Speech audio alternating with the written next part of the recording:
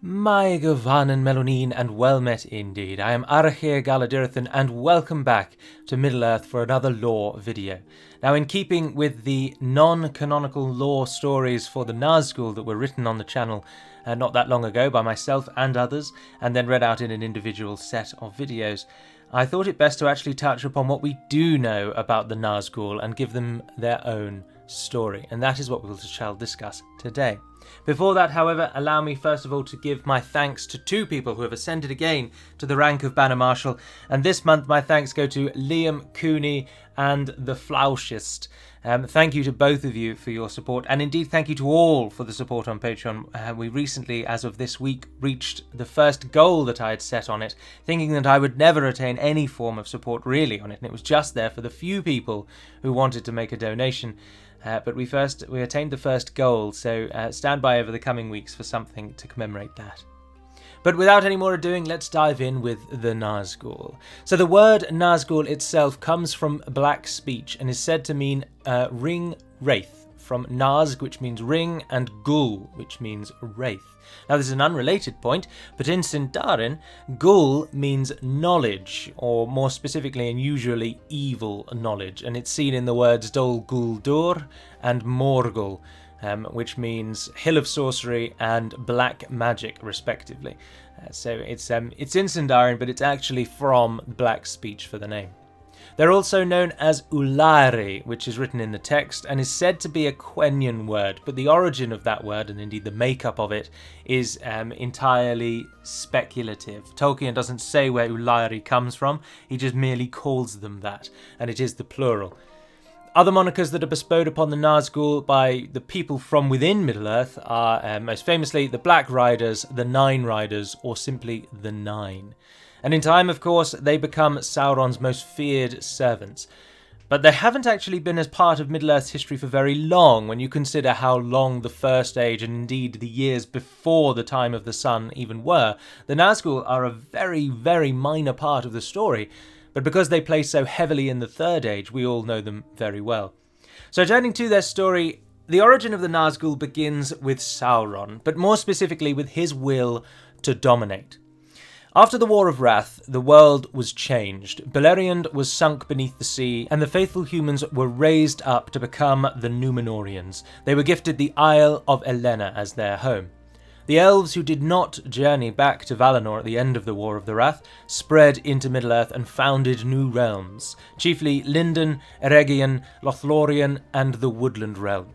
Although a small side note here, the elves in general actually already lived in both Lothlorien and the Greenwood, but it isn't until this time, with the coming of the Sindar and the Noldor from Beleriand, that these nations take the names that we know them for. But there are a lesser form of elves, the Green Elves, or the Nandor as they're known, who already lived in Lothlorien and the Greenwood. Sauron, of course, also comes to Middle-earth at this time, fleeing before the power of the Valar, whom he quite rightly feared. He has absolutely no love for the elves or the Númenóreans, and he hates them with a burning, fiery passion. But he doesn't want them dead. He wants them to serve him. Sauron's goal, as already mentioned, is domination. He wants everyone bowing to him. He doesn't want to wipe the earth with his enemies. He wants them cleaning his floors. And it's that kind of angle that he takes in all of his future wars. He surveys the world at this time, and he comes to the conclusion that the Valar have again forgotten this land, and they've forgotten Middle-earth, and they're going to leave it up to its devices. Into this void, he finds himself. He decides that he can fill the gap left by those who have the power to rule all the world, and it will be for him, and his pride grows quite greatly. He starts his plan of dominion with men, whom he has always found to be very easily corruptible. So in the east and south of Middle-earth, he spends many years turning the people to his command, but this does not satisfy him. Men are easy. They fall in line with little effort, and many of them have absolutely no idea who he is anyway, because the men in the far east and deep south never heard of the Wars of Wrath. They had no knowledge of what went on. They have no idea who Sauron is. So this victory to him is shallow. He wants the elves. He wants the greatest of the children of Ilúvatar and those bitter enemies of his old one-time master Morgoth Bauglir. So in the 1000th year of the Second Age, Sauron begins construction of Barad-dûr, and around 200 years later, with his foothold in Mordor now relatively secure, he sets his plan for dominion into motion. Taking the fairest form that he could conceive, and calling himself Annatar, the Lord of Gifts, Sauron comes to the elves, and he journeys far and wide within their lands, and this is all within Eriador. He seems to them as incredibly wise and very fair. He gives counsel to the elves, and he teaches them much that they want to know, for he was, after all, a Maiar, and he had great knowledge. Furthermore, he's also a Maiar of Aule's people, and so he and the Noldor have that same desire to create, that desire of blacksmithing and, as I say, creation. So he gets on very well with the Noldor when he's in this trickster form. Only in Lindon was Sauron turned away, for here Gil-galad rules over technically all the elves, all the Noldor at least, and he and Elrond found that they could not trust this being that presented itself as Annatar, and although he does seem fair to them, they can't quite put their finger on why something feels wrong, but they know something is. And so they try and tell all the elves not to trust Annatar, but unfortunately for them, their cries go completely unheeded, because the gifts that he brings are far greater than the worries and concerns of Gil-galad and Elrond. Annatar argues that the power of the elves could turn Middle-earth into a paradise that rivaled not only Eresia, but even Valinor itself in splendour. He argues that the Noldor could raise up all elven kind to the heights of their power, and he could help in that. So a paradise could be created in Middle-earth that rivals the finest in the world, if only the elves allowed themselves this joy of creation. And in Eregion, where the mastersmith Celebrimbor resides, in the town of Ostin-Edil, these words find most traction. And together the Noldor smithies and Sauron, under the guise of Annatar, create the Rings of Power. These tools would help the individual peoples throughout the land raise all of Middle-earth up, not just the elves, but humans and dwarves as well, into a glory and a bliss. And of course, they were deceived, and the rings were in fact tools of dominion.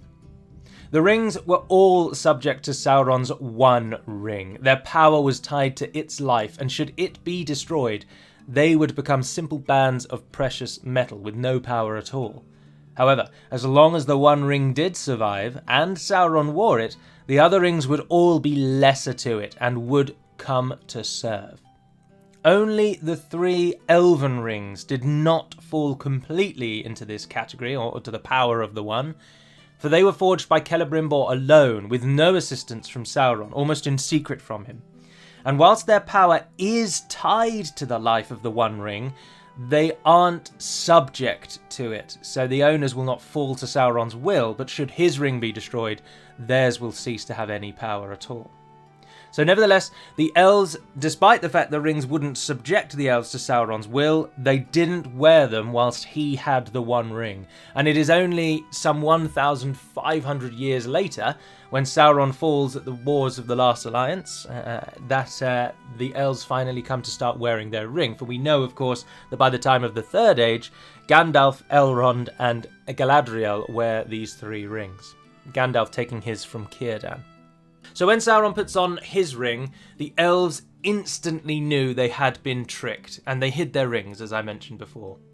However, they also resolved to not give Sauron any of the rings that had been created. And so, 1,693 years into the Second Age, the War of the Elves and Sauron begins, and Sauron invades Eriador with the full force of his might and armies, and he was very successful. This is arguably the point in history that Sauron attains the most power he will ever have in terms of land ownership, for at this time he completely owns the land to the east and the south. The only people that stand against Sauron at this time are the elves in Eriador and the Greenwood and Lothlorien. Of course, at this time, Gondor and Arnor do not exist. The Númenóreans have yet to go through their troubles. So all of southern Middle-earth is under Sauron's dominion. Almost all of Rhovanion is, and now, within a space of about 7 years, Sauron is able to fully invade Eriador and claim that land as well. He sacks the town of Ostin-Edil and claims all but the 3 elven rings for himself. And as I say, he then scours the rest of Eriador and claims all the land from Linden to the far Misty Mountains and beyond under his dominion. But the Númenóreans finally answer the call of the elves, and a fleet that is like no other before it, and that is only surpassed by Ar-Pharazôn's many years later, lands at Linden. And together the Númenóreans and the elves completely annihilate Sauron's forces. Within the space of only 1 year, they are able to turn the tables on what Sauron achieved in 7. And Sauron's armies are destroyed, and he himself flees out of the pages of history. Because now we come to the mystery. Sauron is defeated in the year 1701 of the Second Age, and he does not return to the story for 550 years, until the year 2251. And it is at that time that the Nazgûl then appear. So now we can finally turn to this origin of the Nazgûl. And unfortunately, we know almost nothing about the Nazgûl when they were mortal men. All we know is that in this period of 500 years, Sauron gives out the rings and the Nazgûl are formed. We do not know to whom he gives them, although there's some guidance a little later on, as we'll touch on. We don't know where he goes in Middle-earth at this time. We know nothing other than the rings are given out. And after a period of 500 years, the Nazgûl are formed. Now, as a small little side note here, the rings, Sauron also gives the rings to the dwarves at this time, but the dwarves prove, unfortunately, too enduring. They don't bend to anyone's will, and this is a little infuriating for Sauron, but he does eventually achieve victory with his aim with the rings, because it alights, each individual ring alights in the dwarf that holds it, a real unquenchable greed for gold. And it is that greed that is eventually the downfall of almost all the dwarves. Although, of course, it doesn't bend them to Sauron's will, which is what he actually wanted. So turning to the mortal men then, the following passage is written in the Silmarillion about the sort of origin of the Nazgûl. Men proved easier to ensnare. Those who used the 9 rings became mighty in their day, kings, sorcerers, and warriors of old. They obtained glory and great wealth, yet it turned to their undoing. They had, as it seemed, unending life, yet life became unendurable to them. They could walk, if they would, unseen by all eyes beneath the sun, and they could see things in worlds invisible to mortal men. But too often they beheld only the phantoms and illusions of Sauron. And one by one, sooner or later, according to their native strength, and to the good or evil of their wills in the beginning, they fell under the thraldom of the ring that they bore, and under the domination of the One, which was Sauron's. And they became forever invisible, save to him that wore the ruling ring, and they entered into the realm of shadows. The Nazgûl were they, the ring-wraiths, the enemy's most terrible servants. Darkness went with them, and they cried with the voices of death. It is further written that 3 of the Nazgûl were lords of the Númenórean race. So we can surmise that 3 of them were Númenóreans, but again, it doesn't say did Sauron go to Númenor and claim them there, or did he take them from Númenórean colonies in the south? We just don't know, but they are lords of the Númenóreans. And many people suppose that the Witch King is one such, but that is purely speculative. There's no indication that the Witch King is a Númenórean, but people just assume he is because he's the most powerful. The only other guide we have on Nazgûl origin is in the Unfinished Tales, wherein Cumul is named and given 2 monikers. Number 1 is the Black Easterling, and the second is the Shadow of the East. Now, a small little side note here, Tolkien Gateway, the wiki page for Lord of the Rings, actually calls him a king of the Easterlings, but that is not strictly true. It is obviously written that he's from the Easterlings, but it doesn't mention directly that he was a king, so that bit is a bit of submission. But something I find very interesting from the passage on the Nazgûl as read before is that they became mighty in their day after using the rings. So this gives freedom to their origin and suggests that they could have been simple peasant folk for all we know. I mean, they may well have been kings to begin with, but it isn't until they get the rings that they become great. And I think that is something that's very, very interesting to take away from it. Also note, in the line where it says, according to their native strength and to the good or evil of their wills in the beginning, there's suggestion that some of the Nazgûl were in fact good and were turned to the darkness by Sauron and by the rings, which I find fascinating, and which is obviously reflected in a lot of the stories written about the Nazgûl, where many of them start good and then ended bad. in the non-canonical stories anyway. Only 2 of the Nazgûl are ever actually named, and one of those isn't even given a real name. We only know him by his title, the Witch King. The only actual named Nazgûl is K'mul, and the other 7 remain completely nameless for all the duration of official canon. Unfortunately, though, the 9 do not really feature in the stories of Middle-earth in any great depth until the mid-years of the Third Age, so a good 2,000-ish years after they first appear in Middle-earth's history, we only really start to actually get to know them in the Third Age. So we do not know what the Nazgûl do while Sauron is captured and in Númenor, or even before that time when the Númenorians are turning to power and Sauron is basically brooding in Barad-dûr. And we also, of course, don't know what becomes of them until Sauron himself returns to the pages of history, which is in about the 1050th year of the Third Age, and that is when Sauron comes to Dol Guldur as the Necromancer. And indeed, a small interesting tidbit is that many of the wise in Middle-earth at that time thought that the Necromancer was one of the Nazgûl. They didn't at first think it would be Sauron. So throughout the stories, the Nazgûl act as Sauron's greatest servants, and indeed the Witch King becomes most famous for his campaigns against Arnor, where he attains the epithet of Angmar, the Witch King of Angmar. The Nazgûl are afforded positions of immense trust in Sauron's armies and plans, but this is primarily because their will is not their own. They are completely subservient to Sauron, and so he can entrust them with his most important duties. And the 2 most important duties are leading his armies and then searching for the ring, and that indeed is entrusted to the Nazgûl alone. Although there are the odd orc, of course, that is given some position of power, but no one truly leads other than the Nazgûl. Now, I don't intend to touch on where the Nazgûl feature in the story, because that would just basically be a timeline of the Third Age. So instead, we're going to deal with the Nazgûl on a little more personal basis and deal with their powers, or those that we know of. So again, unfortunately, as is quite characteristic of this video, not much is known or said of the powers of the Nazgûl other than small tidbits here and there, which is quite a shame, given that some of them are said to be literal sorcerers when they were mortal. We then have no indication of what type of sorcery they are capable of. Tolkien is always quite mysterious with magic, and he doesn't really delve into it too much.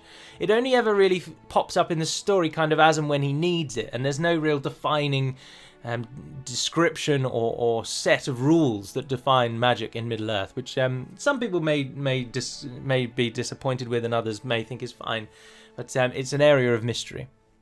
One ability, though, that we do know for the Nazgûl is simply called the Black Breath, and this takes the form of a sort of poisonous breath that the Nazgûl have. And both Faramir and Merry at different points in the story succumb to this breath, but both, and incidentally, are healed by Aragorn and his knowledge of healing and particularly the Athelas plant. In the aftermath of the Battle of the Pelennor Fields, Tolkien also makes mention of a malady known as the Black Shadow. Although, as we'll see in just a moment, this is another power attributed to the Nazgûl, but it seems, in essence, to be factually similar to the Black Breath. So Tolkien writes, "There were many sick of a malady that would not be healed, and they called it the Black Shadow, for it came from the Nazgûl. And those who were stricken with it fell slowly into an ever deeper dream, and then passed to silence and a deadly cold, and so died." So as I say, that seems remarkably similar to the Black Breath, which Faramir is struck down with through what we think of as a poisoned arrow, and Merry succumbs to as well in their time fleeing to Imladris in the first book, whereby they essentially become unconscious and slowly fall away until Aragorn manages to bring them back. So it seems relatively similar. But turning to the Witch King and his powers, this first part is purely speculative, so I will just get that off the table first of all. But in the War of Angmar and Arnor, we know, of course, that Cardolan falls first to the wars with Angmar, then the Great Plague hits it, and then finally Barrow-wights occupy the tombs of the dead in Cardolan. And these Barrow-wights are sent by Angmar. And now, of course, Barrow-wights, or wraiths, is a form, or take the form of a sort of undead sorcery. And so it could very well be that this is one of the Witch King's direct powers, that he has some sort of mastery over death, or rather undeath. But again, this is entirely speculative. We just know that the Barrow-wights come at this time, and they are malignant spirits that occupy the bodies of the dead. So they could well just be spirits, of course, but it may be that the Witch King has something to do with it. But that is conjecture. Speaking further of the Witch King, and something that isn't conjecture, seems to be that he does seem to be a sorcerer, and a passage that subtly mentions this in the writings is the breaking of the gate of Minas Tirith, wherein is written thus: "Then the Black Captain rose in his stirrups and cried aloud in a dreadful voice, speaking in some forgotten tongue words of power and terror to rend both heart and stone. And thrice he cried, thrice the great ram boomed, and suddenly upon the last stroke the gate of Gondor broke. As if stricken by some blasting spell, it burst asunder. There was a flash of searing lightning, and the doors tumbled in riven fragments to the ground." So this itself ventures to suggest that the Witch King somehow empowered Grond so as to improve its power in smashing down the gate of Minas Tirith. Turning then to the Nazgûl's physical power, Tolkien writes that they are not actually particularly strong, and in a letter he writes, "They have no great physical power against the fearless, but what they have, and the fear that they inspire, is enormously increased in darkness." And this suggests that a man who stands his ground to the Nazgûl wouldn't have a hard time actually fighting them off. But it is to master your fear in order to stand before them, and fear, as is mentioned many times, is their primary weapon, and lesser men would not hold out before a Nazgûl. Tolkien also makes repeated references to the light and dark aspect of Nazgûl, but literally with reference to lightness and darkness. So all except the Witch King actually seem to be rendered nearly useless in daylight, and Tolkien writes, "All except the Witch King were apt to stray when alone by daylight, and all again, save for the Witch King, feared water, and were unwilling except in dire need to enter it or to cross streams unless dry-shod by a bridge.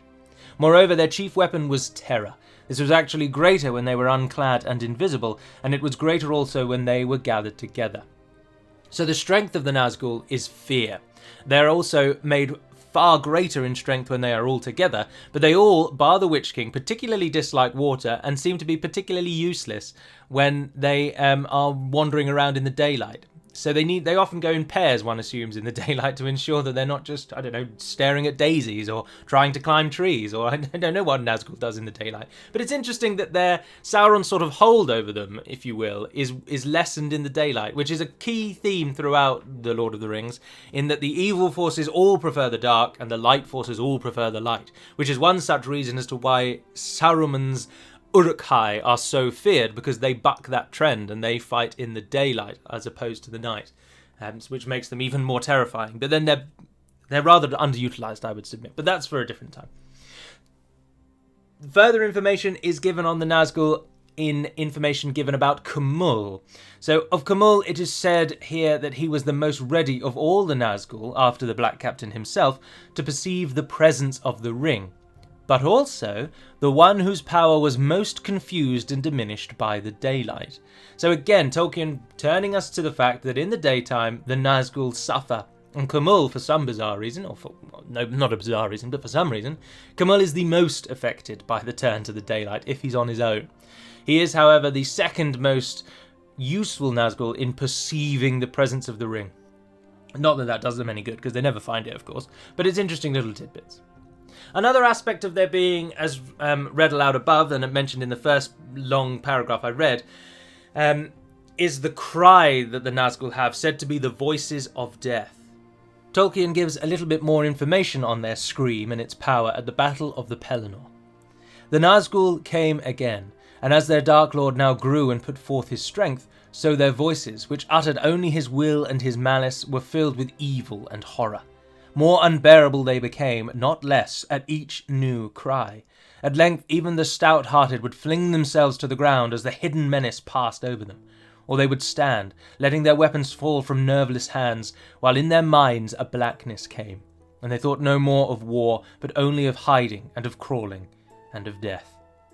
So again, the Nazgûl's chief power being fear, but this time manifested through an actual, dare I say, ability, which being their scream. Although, of course, it does caveat that in the first sentence of that paragraph, whereby it states that, of course, the Dark Lord has now grew and put forth all his strength. So the voices of the Nazgûl are more powerful, because the Nazgûl's power is directly tied to Sauron's power. So the better he is, the better they are. Lastly, then, we turn to the death of the Nazgûl, which I think is interesting in of itself, because this is another area of mystery in that can they actually be killed? Well, of course, the answer must be yes, because we have first-hand evidence of the Witch King dying at the hands of Merry and Éowyn on the Pelennor Fields, or Durnhelm. But this is intriguing, however, because the Witch King's death is prophesied by Glorfindel at the end of the War of Angmar and Arnor, with the defeat of Angmar at the hands of the elves coming to support the forces of Arnor. And Glorfindel says, "He will not return to this land. Far off yet is his doom, and not by the hand of man will he fall." Now this again is a little bit of speculation, but we must ask ourselves, to what effect does the prophecy have? And is this, in itself, some form of magic that removes the veil of invincibility from the Witch King? Or could the Nazgûl always be killed, and it is just that the method to do so is very specific? Unfortunately, we just can't know, but of course the Witch King is killed, and whether or not that's because of some unseen elven magic that the prophecy provides, or whether that's just they can be killed, we just don't know. But the Witch King's death is brought about, first of all, by Merry stabbing him in the back of the knee, and essentially breaking his arm in the process, or at least his arm aches for much time after that. So it's a reciprocal wound, or not reciprocal directly, but he's hurt himself. So he stabs him in the back of the knee, and with the Sword of Westerness, which is of course a Númenórean blade. So again adding intrigue, because the blade actually does damage, and it stuns the Witch King. And it is then at that moment that Éowyn then, with her decidedly plain and simple steel Rohirrim sword, stabs the Witch King in the head, and he is no more. Now, of course, there's much mention made that the Nazgûl can't be harmed in traditional methods, that weapons don't damage them. So why then does Merry's sword first of all stun him, and then, more importantly, how then does Éowyn's completely basic weapon finally kill him?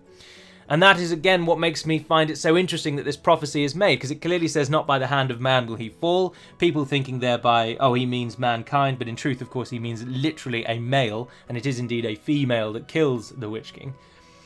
And so, does the prophecy not have some sort of effect? I just find that very interesting. It'd be something to certainly look into. The eventual death, though, of all of the other Nazgûl is, of course, at the hands of the destruction of the One Ring. But there are two schools of thought on this. So the first is that with their own rings now no longer offering any power at all, because, of course, the One Ring is destroyed, which renders all the other rings completely useless, the Nazgûl are presumed to then simply fade away as the tenuous hold on life that they retained is finally lost. The other school of thought is said that in the ensuing eruption of Orodruin after the ring is destroyed, that the Nazgûl simply die in the cataclysmic explosion that follows. Or explosion's not the right word, but the firestorm, or for want of a better word, finally kills them that way. Because Sauron had sent the Nazgûl back to the Cracks of Doom and to Orodruin when he knew what was going on, but they arrived much too late and they just get caught in the aftermath of the destruction. But whatever the cause of death, the Nazgûl do die at the end of the Third Age, because we do not see them in the Fourth. Personally, I've always thought it's rather black and white, that the Nazgûl die because the one thing holding them to this plane, to existence, to the mortal realm, if you will, is finally destroyed, and so they no longer have any power here. So I always just assumed that they then just fade away. And alright, the fell beasts that they are flying get killed by the firestorm, but I always just assumed that the Nazgûl themselves just fade into nothingness with the power of the ring gone. But some people seem to think that they're destroyed in the firestorm that comes from Orodruin.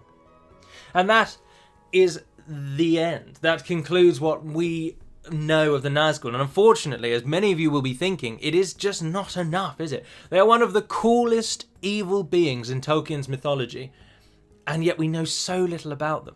But then perhaps their mystery and their power comes from the fact that we know nothing about them. We just get little snippets of their power and tiny, tiny, tiny snippets of their history, in that they became kings and sorcerers. And that's the point I find the most interesting. I'm certainly one of those that would love to know more about magic in Middle-earth, but we just don't really know anything about it. And sorcerers, human sorcerers, is such an awesome concept for me. Because in The Lord of the Rings, elves are everything.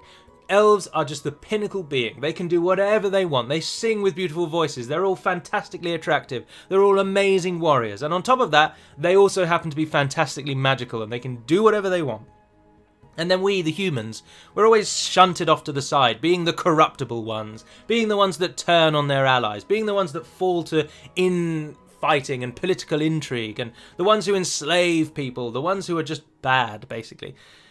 But we have sorcerers too. So where are our sorcerers? Where are the stories for our sorcerers? Where are our people who are creating mists that cover an entire valley to cover the tracks of the Ered as they charge south to support Gondor? You know, we don't have anything like that. The closest we get really is Aragorn and his ability to magically heal people. And it's just not enough. I want more sorcerers, damn. But anyway, that's all we know about the Nazgûl. I do hope that you have enjoyed this episode. And if you have any questions, please do pop them in the comments below.